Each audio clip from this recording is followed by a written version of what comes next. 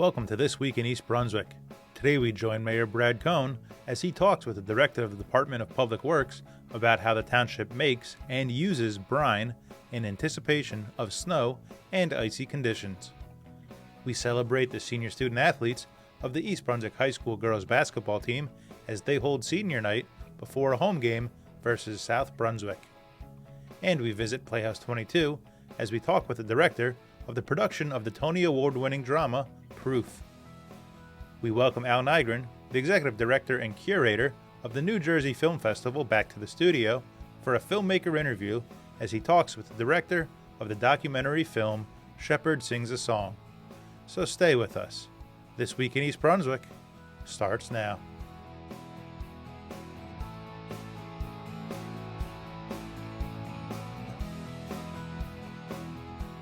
So we're here today on this slightly cold winter day to talk a little bit about brining and snow preparation that the township does. I'm here with our director of DPW, Dan Losick, and I guess the first question that I wanted to ask is, what is brine and how do we use it? Salt brine is just a combination of granular salt mixed with water with a 23.3% solution by weight. The purpose is with regular granular salt, it does not activate until it becomes wet. So all you're doing with regular granular salt is creating a brine. So we're creating a brine basically in a laboratory ahead of time. And you use that in advance of a snowstorm. And how does it help us to use less actual salt? Correct. What's called anti-icing is what we put down before a storm, and that prevents the bond of snow and ice to the roadway, which is 4 times more effective than if you have a bond of snow and ice to remove that afterwards. It's like a Teflon or coating your pan, so the snow and ice can be mechanically removed from the roadway. And so is there specific temperatures or weather conditions that you would use brine, or circumstances when you wouldn't? We try to look at the air temperatures and try to predict what the road temperatures are. That's the most important factor in putting the material down. And if it's going to rain, we don't put it down. It'll just get washed away. And if it's too cold, you might be creating an icy situation by making it into a liquid. So if it's really, really cold, the colder snow tends to be drier, which would come off the road really, really by itself. It's like everything else. It's very much dependent upon how reliable that weather forecast is going to be, which isn't always the case. We have to work with what we're given. Correct. Yeah, we try to use that, and we try to use a measure of safety involved with that. So we try to err on the side of caution. We don't want to have any issues with motorist, residents, emergency responders to have any issues with getting into accidents. And is there specific road temperatures that you're looking for to make this most effective? Yeah, we can put it down up until, regular salt's probably effective maybe 20 degrees. We have additives we can get to a lower working temperature, but generally in the range of, we can put it above freezing to about, say, 27 degrees. Right. So if it gets much lower than that, it's probably not going to be that effective. We wouldn't apply it, correct. Right. A lot in the papers about natural products that are being used, beet juice, molasses, and how does that actually, I know people have talked about it, and I've seen paperwork and written documents about it. How does that actually work, or do we use it in augmentation with the work that we're already doing here for brine? We currently use as an additive, if we need to use to get down to a lower temperature, we'll use a magnesium chloride with a molasses. So the organic molasses is a sugar which adds some tackiness, so it would keep the material down on the road. Yep. Right. And maybe a little bit about the equipment that we have here, so that residents have an idea how this whole system works. Yeah, behind us we have four tanks that are 6,000 gallons apiece, and 3 of the tanks are using just straight salt brine, so that's about 18,000 gallons. And then this tank here to the front is just for our additive when we need it. We can inject that as we load it off, and we can do different percentages to that. So from the capacity that we have here, we have enough to do the town in the entire 180 miles of roads that we're responsible for here? Yes, plus the outside agencies that we supply to as well. Right. Yes. So we do sell to other towns the extra capacity that we have. Correct. Yes, and we can always generate more as we're loading off. We can generally make about 4,000 gallons per hour. And generally, from a filled truck, how many miles of roads would they be able to accomplish putting down the brine on, for just so people have a sense of what our capacity is and what these trucks are capable of doing? Our large trucks can hold 1,500 gallons of liquid, and we put it down at 40 gallons per mile, so roughly 30 miles of road we can accomplish with that. That's right. So in a couple of trucks, we really have pretty much the town done. Yeah, it takes us about, to do the entire town, courts, everything with some smaller vehicles and the big trucks, it takes us about a good 8 hours to do. So we have to plan well in advance if we're going to be doing that. And if you're brining during the town, will you do all the roads in the township, or do you selectively pick which roads you're doing? Dependent on, again, the forecast and the severity. If it's going to be a snowstorm, we try to do everything, and then it's dependent on how much time we have to get everything ready, and manpower and conditions before the storm. If it's wet, we really can't put it down either. It'll just get diluted and Yes. wash off. Maybe a good idea now would be to go inside and show people the actual equipment and how the brine production is done from scratch. Sure. So we're indoors right now, which is warmer, so that's nice. But what we're actually looking at is the equipment that we utilize to produce the brine. So Dan, is it possible, could you just take us through how the production system works? So this is an automated system, and there's a series of valves and baffles that allows us to make the brine. So this is a system diagram of what actually happens. Outside we have a vessel that we put the salt in. This grayed area there is the actual water level. So if we were going to make a batch, we'd hit the batch button, put in how many gallons we would like to make, and the system would turn on. It would cycle around until it came into this concentration bar to the 23.3%. At that point, the pump would shift and pump it into our tank and would fill our tanks outside that we saw earlier. So what you're looking at here is the system as it is. It will automatically be set to make the right concentration and then pump into the storage bins. And then from right in here, somebody can pull up and directly fill their trucks from the bins that you have already outside. Correct. Yeah. The product in the tanks, we have a filling station. The operator would put in the truck number, the material they would like to select, whether it be straight brine or a percentage of additive, and then how many gallons, and they would start the system up. Got it. And I know when we're driving, people could see that there's been brine laid already by looking at the color.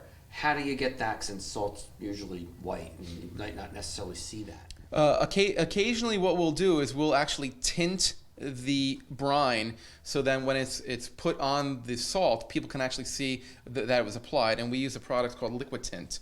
It's a bluish color, and that gives a visual aspect to the people that might not see white salt and white snow. Got it.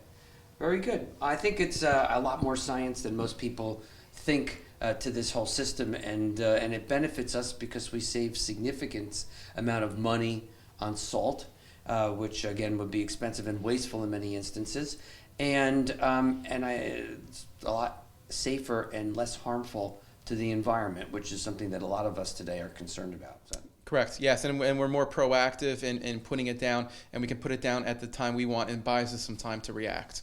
Perfect. I hope that answers some questions for individuals. I know that I read on Facebook, people call the office all the time and want to know why we applied a lot of the material, either how it works or the reasoning behind it. And for those that aren't really sure or are interested in the science, we wanted to make sure you understood that, and that there really is a method behind all of this. And at the end of the day, it's safer, less harmful for the environment, and saves us a lot of money for the taxpayers, which is our number one concern.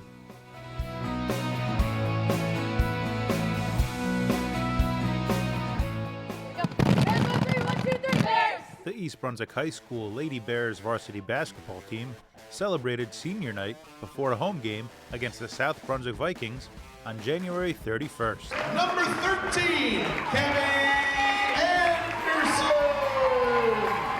Number 5, Morgan Brody. Number 33, Kayla Newton. Number 2, Bella Gertaner. And number 20, Bianca Nicole. Both teams got off to a slow start as the Bears jumped out to a 7-6 lead through the first quarter, thanks to contributions from seniors Morgan Brody, Kayla Newton, and Bella Gertaner.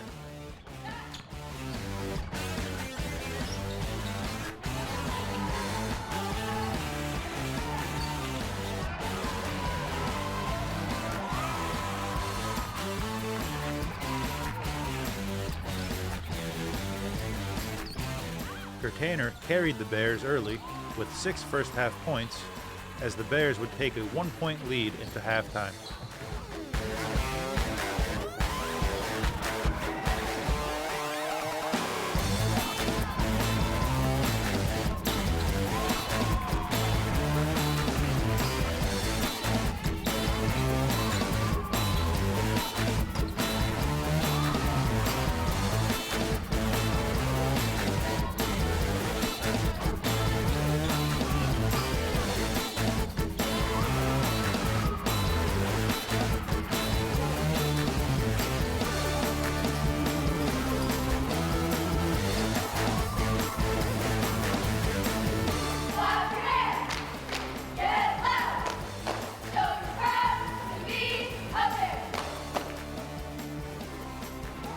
The second half, though, would be all East Brunswick as Misericordia University-bound senior Alyssa Bondi caught fire, hitting 3-pointers on 4 straight possessions to extend the Bears' lead as they would finish the third quarter leading 38-19.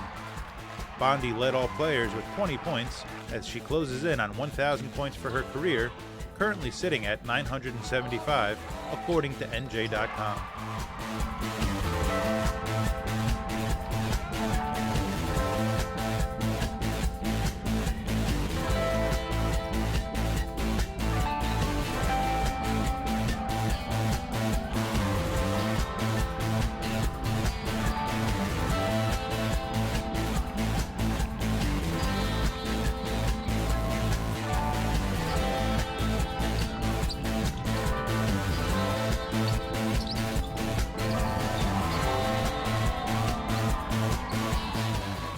Junior Brianna Slowinski contributed 12 points coming off the bench, while senior guards Bianca Nakar and Morgan Brody ran the offense and finished with 8 and 6 points respectively.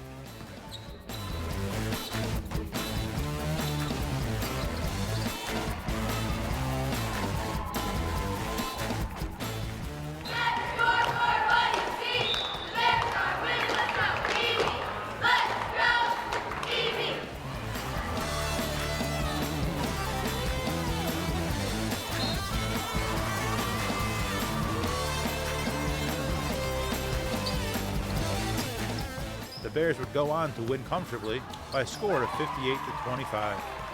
Now let's meet the seniors and their families.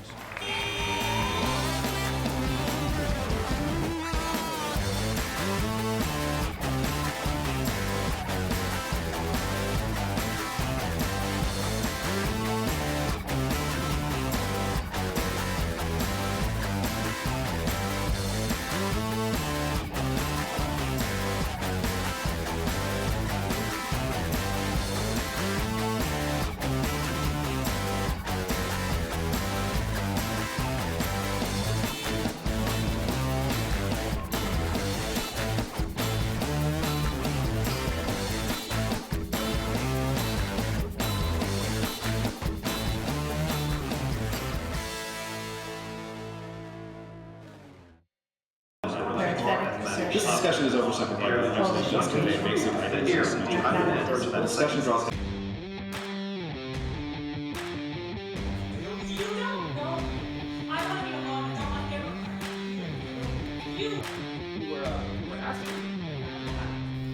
It certainly saved my life. Proof was written in 1999. It was first produced in 2000, won the 2001 Tony Award for Best Play in New York. It was produced in New York, as well as the Pulitzer Prize for drama. It's a really interesting piece about, like most interesting plays, it's about a great many things, but it's about that line between genius and insanity. There's a father who's fallen on the insane part, and there's a daughter who thinks she may be there, that shares his brilliance, but also perhaps his incapacity, and another sister who's concerned about both of them.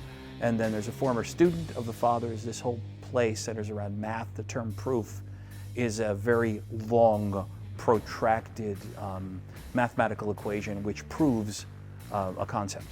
So this, one of the central parts of the play is about who wrote a proof, which is a genius piece of work. Hoping in your bed at 4 in the afternoon. You know I'm right. I've lost a few days. How many? I don't know. I bet you do. What? I bet you can count. Knock it off. Well, do you know or don't you? I don't. Of course you do. How many days have you lost? A month, around a month. Exactly. I don't know. How many? 33 days. Exactly. God damn it, I And be don't. precise, for Christ's sake. I slept till noon today. Call it 33 and a quarter days. Yes, all right. You're kidding. No. It's an amazing number. It's a depressing number. Catherine, if every day you say you lost were a year, that would be a very interesting number. 33 and a quarter years is not interesting. Stop it. You know exactly what I said. 1,729 weeks. 1,729. It's an amazing number. It's the smallest number Expressible expressible. as a sum of 2 cubes and 2 different. Main plot is essentially Well, about you this plus one. piece of work, this proof, this mathematical equation, brilliant mathematical equation, which has been written, and sort of the conflict over who wrote it, whether it was indeed the father or the daughter, and the positions people take toward that. A lot of it has to do with family dynamic, the interaction between siblings. We all deal with this to some degree in our life. Boy, you're just like your mom. I'm not. You know, the two brother and sister, or brother and brother who take after their father and one doesn't, and how that makes you feel, and how one of them is a little more distant. There are two sisters in this piece that deal with that dynamic a lot, of one of them feeling kind of like an outsider to the father, and the other sister who were very adept at math at a very elevated level, you know, world-class genius, professorial teaching at college level. And then there's one of the father's doctoral students whom he had mentored, who has a romance with one of the daughters. Okay, I've spent the last couple days getting everything sorted out. It's mostly notebooks. He dated them all. So now that I've gotten everything sorted out and put in order, I don't need to work here. I could just take some stuff home, read it, bring it back. No. I'll be careful. My father wouldn't want anything moved, and I don't want anything to leave this house. Then I should work here. I'll stay out of the way. You're wasting your time. Someone needs to go through your dad's papers. There's nothing up there. It's garbage. There are 103 notebooks. I've looked at those. It's gibberish. Someone should read them. He was crazy. But he wrote them. He was a graphomaniac, Harold. Do you know what that means? Yes, he wrote I mean, there's no compulsively, but connection anyhow- between the ideas. I mean, there's no ideas. It's like a monkey at a typewriter. 103 notebooks full of... It is one of the better written and more interesting plays in the last 20, 25 years. I don't know, there have been a number of productions in the area, and I don't know anyone that's ever seen Proof that hasn't loved it and walk away thinking. As I say, it's a through thread for a plot is hard to give with a play which is about the nature of genius, the nature of father-daughter relationships, the nature of sister-sister relationships, the nature of a boyfriend and a girlfriend. It's all sort of put under a microscope and shaken up a bit during the course of this piece around this framework of a whodunit about this proof, this piece of brilliance that's been written and is under discussion. It's a fascinating piece. I would advise anybody who's interested in walking away from the theater thinking and talking, come see this one. Also, the cast is amazing, and the tech is some of the best I've ever worked with. It's just stunning.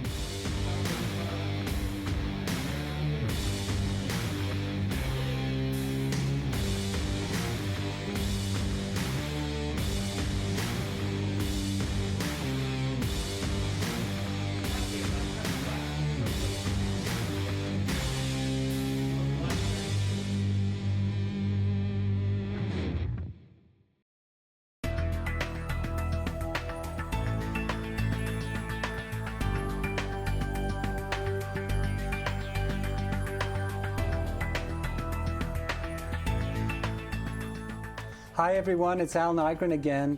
Executive Director and Curator of the New Jersey Film Festival, here to do the third and final of our filmmaker interviews for the Spring 2019 New Jersey Film Festival. As you've probably been following us over the years, we try to promote the local New Jersey and New York area filmmakers that are part of our festival. And today we have a very talented young man named Andrew Nee. Hello. He's the director of a very interesting documentary called The Shepherd Sings a Song, which is about the state of local newspapers Yes. in central New Jersey. That's correct, yes. So Andrew, how did you get involved in making this film? Well, in choosing the film, I've always been interested in, one of my idiosyncrasies, I guess you could say, is that I've always read local papers. I know a lot of my friends don't really do that often. So really when choosing to make a film, one of the ideas I like to do is I like to choose a topic that's not very common. It's like something, I like to bring light to something that perhaps isn't, by itself the most exciting. So newspapers by themselves, people tend to overlook things like that, especially local journalism, which I find surprising. Yeah. But nevertheless, it's not really an exciting topic. So I really wanted to make a film to really bring attention to something that... I think it's very exciting. I think you're selling yourself short, because I grew up with newspapers, and a lot of my generation kind of got their primary information from them, and it's very sad to see newspapers really on the decline because of the internet and new technology. And that's basically the subject of your film, right? I mean, you have 4 parts. It's very, very well crafted. You have a very beautiful musical score to accompany a lot of the interviews. Tell us some of the people that you interviewed in the newspapers you focused on. So the newspapers I focused on were mostly in the central Jersey area. So, it's a really long process to contact everyone, to get everyone involved in this process. Yeah. But the thing about the newspapers is that they're very excited to be part of it. They were very supportive in this. Yeah. So really, mostly the Central Jersey newspapers, Town Topics of Princeton, the Princeton Packet, Princeton paper, Montgomery News, US 1, and there were other people who weren't really part of. They weren't even journalists themselves. For example, I wanted to get a politician's view on the state of local journalism because you did a magical job. I mean, you had a lot of work involved. Was this a project for school? You're a high school student. Yes, I am. Which I didn't know. That shows you how great your film is, because it really seemed like it was very mature and very accomplished and very well thought out, very well researched as well. Well, yeah, it was a high school. Well, I always had wanted to make a project on, as I said, one of my idiosyncratic ideas, just such as newspapers. But I think the impetus for me actually starting it now was in November 2017, our school asked us to apply for a grant. So if you have any, well, it was for a research project. So it had to be a documentary of some sort if I was going to go in the film direction. So I said, well, this is the perfect opportunity to, obviously I could make this by myself, or I could do it with all the resources that my school can provide for me. So I really jumped on the opportunity, and so I applied for the grant. And you got the grant. I did. That's wonderful. Yeah. So the film is about Central Jersey newspapers. Yes. And we focus on the publishers, the politicians, and people that read them, correct? So what do you think the state of these papers are? I mean, did you get the sense that they were changing with the times, or that they were kind of stuck in the kind of old model? I think that over the course of making this film, my idea of the state of local journalism really changed. So you can see at the beginning, just doing research, I went to the Princeton Public Library, did a lot of research, did a lot of database, just because it's a research project, essentially. I had this idea that newspapers were struggling just because of economics, and that simply they could just move to the new big thing, which is the internet, and they'd all be fine. But it's really not that simple. The great thing is that as you make this film, you start to realize this is a very nuanced topic. So, for example, one of the things I realized that you can't just go onto the internet, because first of all, the internet isn't profitable. Just advertising dollars aren't there. Right. And at the same time, the barriers of entry to an internet publications are just so low. Anyone could really publish a adequate, not like amazing, but like adequate publication online. So the barriers of entry are so low, and if there's really no reason for someone to, there's no motivation for someone to view a well-researched, piece of journalism. I guess one of the arguments also is that in your documentary is that these newspapers no longer really go towards the political, and they have to kind of choose softball stories. And I got the sense from listening to some of the publishers that they regret having to go in that direction, but they did it out of necessity. Do you agree? I think, there has been this trend among many newspapers which are reporting less on, political government. The government reporting has really gone down. Like there's almost no coverage of Trenton, state government at this point. If you look at many local newspapers, they're all talking about they really don't, or they regurgitate what somebody else has written. And pretty much everything that social media could give you. So there is a lack currently. They have to find their niche, and that's what they're trying to do. That is exactly what they're trying to do. Well, it's been wonderful talking to you, Andrew, and congratulations on your film. It's really quite masterful. And folks, if you got to check out this wonderful double bill of documentary films that we'll be screening on Friday, February 8th in Voorhees 105, which is at 71 Hamilton Street on the Rutgers University campus, adjacent to the Zimmerli Art Museum. And we're a block from the New Brunswick train station. The Shepherd Sings a Song is the opening short documentary, followed by Janet Gardner's wonderful documentary on the Quakers. It's called Quakers, the Quiet Revolutionaries. And the great thing is that both Andrew and Janet are Princeton natives, so it's kind of Princeton double bill that evening, and it should be a lot of fun. So come and check us out. You need more information, go to our website, which is njfilmfest.com. Click on where it says Spring 2019 Schedule and work your way to the bottom of the page. Thanks so much for coming, Andrew, and thanks so much for watching, folks. This is the fight of community journalism, an old, revered, and vital industry hobbled by time, evolving to a world of rapidly developing culture and technology. It's the fight of a threatened industry with no clear successor, the fight of businesses that have a societal obligation to stay in business, and the plight of us all where communities risk being lost to an ever-connected globe.